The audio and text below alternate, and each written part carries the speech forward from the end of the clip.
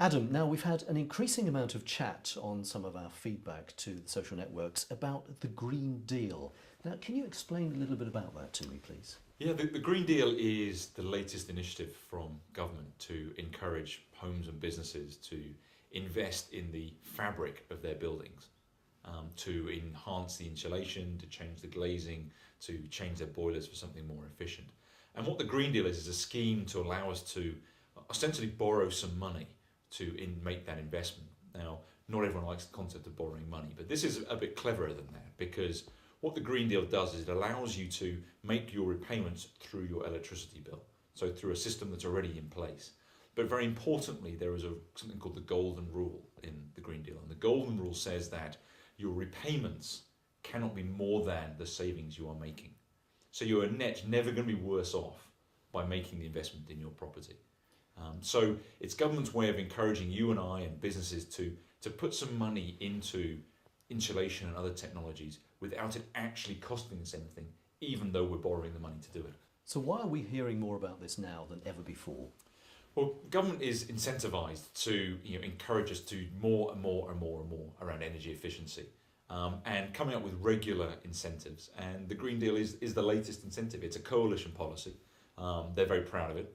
It's their way of aggregating all of the incentives and grants and subsidies that have been in place for energy efficiency, as opposed to renewable energy generation, but for energy efficiency, to make it cleaner, simpler, and in one package.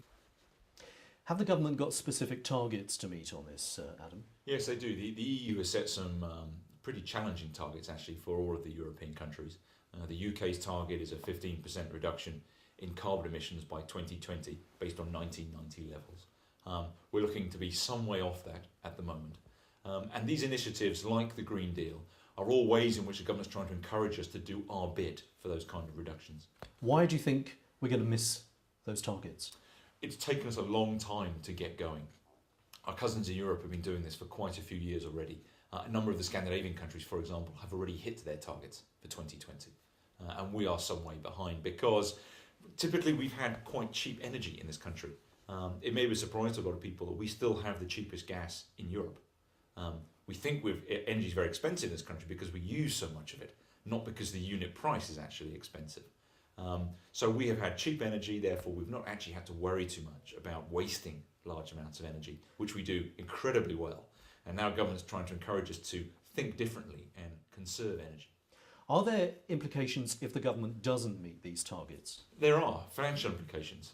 The EU can levy some pretty significant fines on the country for not meeting those targets.